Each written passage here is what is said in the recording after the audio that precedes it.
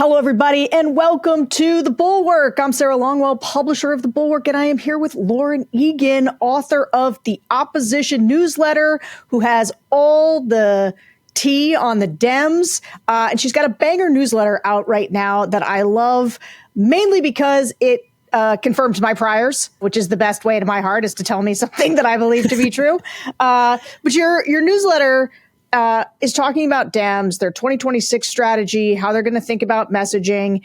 And the part that I thought was so smart, and I'm interested in who you talked to. There were some people quoted in the story, but how many Democrats are sort of seeing this pathway, which is to go into 2026 talking about how what Trump is doing, whether it's Epstein, whether it's the big billionaires bill, whether it was Elon, though that's not in the piece, but I think it's another data point that goes in this direction, that what Trump is doing is protecting the elites. He is protecting the rich, and he is doing it on the backs of the poor, which I think is a very smart strategy. So talk about your piece and how you reported it out. Yeah, I think that this is something that a lot of Democrats recognize is a potential winning message, but there's a difference between recognizing that it's a good message and then actually putting it into practice, which I'm sure you have some experience with that, Sarah, with working with candidates, is you can tell them, they can sit in these meetings and agree that this is a really strong message. But then when you go out there on cable news, when you go out there on social media, not everyone is kind of able to deliver that message and get on the same page. I have a Pelosi quote in the piece. She was on MSNBC just a few days ago, and she was asked about Epstein. And she stands there and says it's a distraction and that Democrats should just be talking about kitchen table issues, which it's kind of like, what are we doing here? So there is a bit of a generational divide too, I think, with who's able to sort of clearly deliver on this message. And if you spend some time on social media, if you are well versed in TikTok or other things like that, you probably know that Epstein is a really great way to get a foothold into people's attention and then broaden it out to the larger message, which is Trump is protecting the elites, and he always was. And now you're seeing it with a thing that everyone is paying attention to, that being Epstein. Yeah, I mean, look, I've said this on the Next Level and other, we were talking about Epstein, and I was saying to the guys, hey, this story's got real legs in a way that other stories haven't. And I said, look, we're definitely going to be talking about this again next week. And Tim's question was, but will we be talking about it next summer? And the answer to that is we will be if Democrats make it an issue. And look, I think there are ways to weave in a whole bunch of things from Epstein. And look, here's the thing. You're going to get pushback from people I think what Nancy Pelosi was trying to say, and you're going to hear this from other people, is the normies aren't focused on Epstein, right? They're trying to figure out how to pay their bills. And this is true. Listen, I listen to voters every week in focus groups. You ask them how things are going in the country. They're not going to tell you that things are bad because of Epstein. They're going to tell you things are too expensive. They're going to tell you their cost of living is too high, that their housing prices is too high. That is where everybody goes sort of right away. But they also talk about their broader concerns about where America is headed and what are we doing here? And they are concerned, the way to tag into their concerns about prices is, number one, to tell them you got a plan to lower them, but also that Donald Trump is not doing it. Right? I mean, he was elected by a lot of people who said, look, the guy's a businessman. Joe Biden, Kamala Harris, they're not getting it done in terms of prices. I want inflation down. I want things to be cheaper. And so tell that, they know things aren't getting cheaper. They know their prices are still really high. They know if you look at any poll about Trump's handling of the economy, they will tell you, people think he should be focused more on prices. And so I think people sometimes think these are two separate issues, as opposed to seeing how you can bring these issues together to take one that is salacious, right? And this is what people, I think, Nancy Pelosi and the gerontocracy, we've got to get you guys to think everybody should, you did a great job, but maybe it's time to exit stage left, because we need people who understand that for low information voters, as we've long talked about them, are no longer low information. They have tons of information. They are swimming in information, but they are not news seekers. They are not digging into the big billionaires bill to figure out what the tax breaks are for the billionaires versus what they're going to get. Like, they are passive consumers of a lot of news. And so a lot of times it's like, well, what jumps out? Are people going to read about the pedophile who was extremely good friends with the president of the United States, who killed himself under very strange circumstances? They might. They're much more likely to attach to that. It's one of the reasons Republicans talk about trans issues all the time. It's because it's an easy thing to understand and an easy thing to have an opinion about. And so if you can get people's attention with Epstein and then use that to say, Trump has been protecting his elite friends, which is exactly what he did with the big billionaires bill, which is exactly what he did when he let Elon pay for his campaign. I mean, there's just so many ways to take what Donald Trump has done during the first part of his administration and take it back to the fact that he lied to you guys. He said he was going to lower grocery prices. He said he was going to release the Epstein files. He hasn't done any of that. Said he was going to cut money, cut the debt. He didn't do that either. Like, there's a lot to work with. And I think it is just a matter of, and this is what I would like to say to Dems, get mad about it. Like, don't stay on message because someone who does focus groups told you to. Like, be genuinely upset that the attorney general is lying to you. And then you won't forget your talking points because you'll be genuinely upset that Donald Trump lied to your constituents about lowering grocery prices to get their votes and then didn't do anything about it, didn't even focus on it. Sorry, now I'm just ranting at you, Lauren. Yeah, sorry. But I think like you're touching on to this concept of the attention economy, which is something we've talked a lot about. And I do think that Democrats are finally sort of starting to get it a little bit. I talked to like plenty of strategists for this story, and a few of them admitted off the record that like when the Epstein thing started bubbling up again, they're like, yeah, that was not really like an area we felt comfortable sort of like talking about, but they kind of like, we had to come around to it because in politics, the most important thing right now is if people are paying attention to your message or not. And as much as Democrats would love to just be out there talking about Medicaid and only Medicaid and just sticking to these like safe policy zones that they feel really comfortable in, that's just not going to get people's attention like, Epstein is. And if you can start there and tie it to what you're saying, tie that into Medicaid, because it is all part of the same story. People are going to lose their Medicaid because Trump cut it so that he could fund a tax break for his wealthy friends. That is basically what the message is. Do Dems feel like comfortable with this? Like, do they feel like they've got it, or they still feel like, I don't know, will Epstein still be around? Or do they feel like observers of the Epstein thing? This is the thing I worry about, that Democrats see the Epstein issue as a fight between MAGA and sort of Trump. And like, they're a third party observer, as opposed to saying, no, we're Americans and I want answers from Pam Bondi, the attorney general. Like, do you get that sense that Democrats feel, because I guess my sense from them has been that they've lost some of they're too cynical now. Like, they've lost the ability to get their back up in a way that's meaningful because nothing has seemed to matter for so long. But do you get the sense that they're starting to find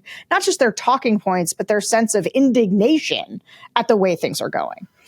Yeah, but I still feel like it's kind of coming from like the same group of people for the most part. I mean, with the Epstein thing too, there's some Democrats who are like, well, we don't want to lean too hard into it because if this looks like an issue that Democrats have completely like taken over, then we're just going to, risk sort of like spoiling it.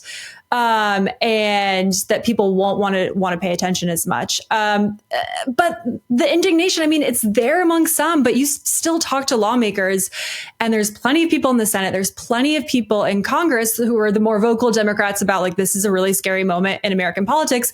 And they will tell you that not the entire caucus is fully on board and thinking that way, even though, we've seen a lot of crazy shit go down and it's only 6 months in. So I want to talk about the other part of your newsletter, because that was also interesting to me, which is that the Republicans who are in the most competitive seats are raising a lot of money, whereas it's a lot of the Democrats in the safe seats who have good institutional fundraising. They're the ones raising money right now, and not the Democrats who are in really competitive seats or could be in competitive seats? Like, what is going on with the fundraising on the Dem side right now? Yeah, I think this has always been a problem for Democrats, or at least it has been in the past few years. I always think about the Jamie Harrison Senate race in South Carolina as like a perfect example of this kind of problem that Democrats have. I mean, I forget what the exact number was, but Jamie Harrison raised an insane amount of money in that South Carolina Senate race against Lindsey Graham. This was right before he went on to be the DNC chair. And it just captures this, Democrats like to give to who's going to pop off on social media, who kind of makes them feel good. Harrison had no shot of winning that South Carolina seat. I have family in South Carolina. That is one of the reddest states in America.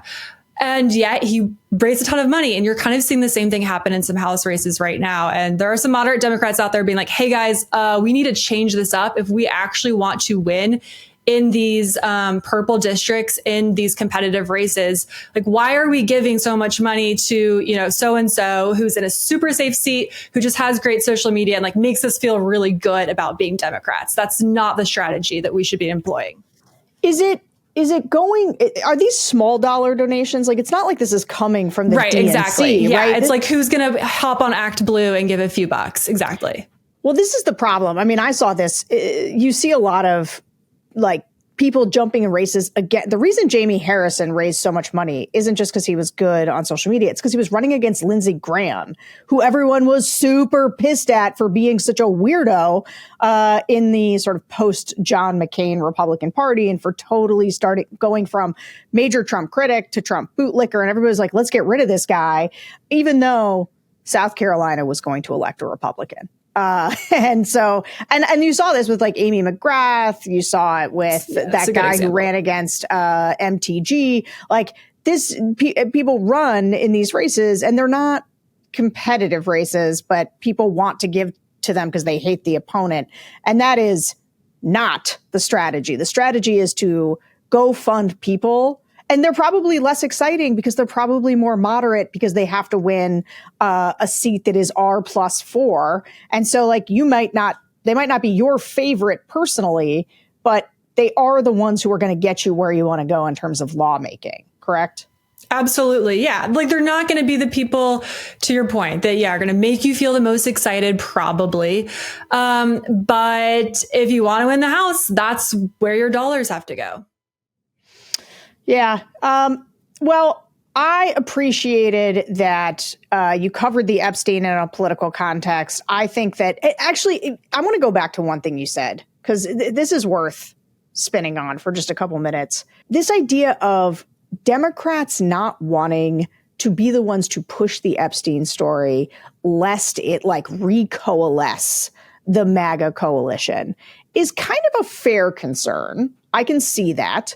Nothing sort of brings the MAGA coalition back together than when they think Donald Trump is being unfairly persecuted. Here's the one thing that I think is different about this situation than every other time this has happened, whether it's been Russia or the Mueller investigation or the impeachments.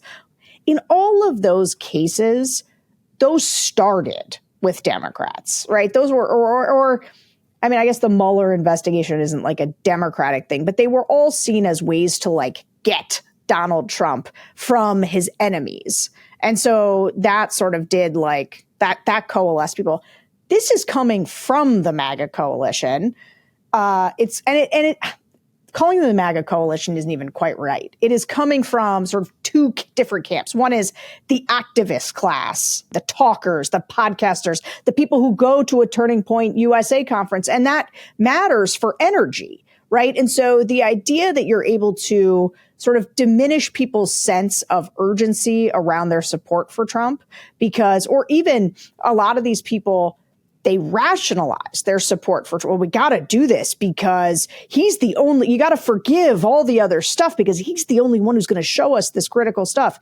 It sort of depletes some of that. And that matters. Then the other cohort, and these ones are much less attached to Trump, are a lot of these more independent kind of bro-y guys. It's your Theo Vons, it's your Joe Rogans, people who made sort of a real-time coalition with Trump because they were annoyed with Democrats, they're annoyed with wokeness, whatever. And they thought, well, Trump's more authentic. Trump's sort of telling you like it is, whatever. This is the kind of thing. And a lot of them tend to be, they were sort of self-styled free speech warriors. They don't like being censored themselves.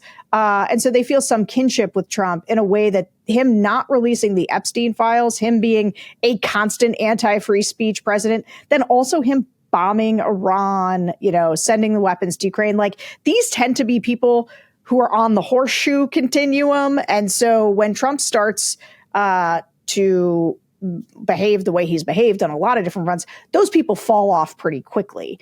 And so I do think it matters. And I also think Democrats can go on offense in a way in these races and say, I'm going to, if I'm elected in Congress and we have a majority, we're going to make sure that this guy's held accountable. We're going to make sure that we get these files out there, whatever they may be, because he is covering things up. He is lying about them. And I think that the risk, I understand what people are saying, but sometimes this is where Democrats, to me, do a little bit of they get paralysis by analysis, where they spend so much time talking about what their message should be, as opposed to just drive the message, go. Instead of this, I think this is a distraction and we should be talking about this. Just talk about what you think is important. They should stop using the word distraction. I just think that they would be best off if they don't use the word distraction from here until midterms. But to that point, I think you're exactly right. I don't think Democrats can afford to not try. And also, the party over the past few months, there's been a lot of conversation about okay, well, do you let Trump just kind of drive his own numbers down? Do you let him just get himself in trouble? Or do Democrats actually have a role to play in that? And I do think some of the apprehension about how do you engage with Epstein is coming from a place where some Democrats feel like they don't really always have a role to play in public opinion, that the best thing they can do is kind of just be hands off about it. And there is a pretty big disagreement in the party about how you shape public opinion and what the party's role should be in that. And I think how they're handling Epstein is a bit of a manifestation of that. Okay. Well, guys, let me tell you, the Epstein thing's got legs. And what you can do is fine, you don't have to be a social media influencer or a pundit about it. Although I do think for some enterprising young Democrats, you've got some attack dogs in your roster. And, when they get out there and they kind of go in all directions, they're not always as good as they could be. But you sick them on Epstein, get them on this, let them go out there. And you do need at least part of the party that is out there on offense being aggressive about this, pushing the story. And also, what the moment we're in now, I did a thing with Bill on Sunday. You guys should go watch it. It was it was a live Substack thing, but it's on YouTube, where we were talking about the anatomy of a scandal. When I say it's got legs, what I mean is it has been set in motion sufficiently and the public interest now is sufficient that media is starting to cover new developments in the story. And that means new people are coming forward. Sources are being pressed. What do you know? Julie K. It's terrible. I'm blanking on her name, who did the original reporting for the Miami Herald. Bill had her on the show. She's been back out there talking about her original reporting, looking out for the victims, pressing for accountability for the victims. They're talking about having Ghislaine, or however you pronounce her name, in front of Congress. These are the that create a story that develops, captures the nation's attention. And if you go back to Nixon or any other big Iran-Contra, these things weren't like blown wide open in the first minute. Like, you had to press them. And that is how like new things come unearthed and new details come to light. And Donald Trump clearly doesn't want to talk about this. And so Democrats, I think, should sense that vulnerability and press on it. That's Donald Trump's lizard brain ability, is to like see where the other side is weak and go right for it. And the idea that they would look at Trump's weird fear about this, whether it's that he did something wrong or whether he's engaged in some cover up or whatever it is, like, smell the weakness, go for the jugular. Where's your killer instinct, guys? Go find it. All right, guys. Sorry, I've ranted enough. This has been Lauren. Thank you for doing real reporting, not just ranting, talking to people. because I think that this is how the story ends up moving forward, is that Democrats understand their role to play. Great job. Thanks to all of you for listening to one of our Bulwark takes. Go and subscribe on YouTube, subscribe on Substack. Go be a free subscriber. If you just have never subscribed to anything, go be a free subscriber and you're going to get 90% of our stuff completely for free. We paywall some stuff from time to time, but most of it is made free for you because we're chasing influence and we want more people to find out about us. So help us do that if you love the channel. We'll see you guys soon.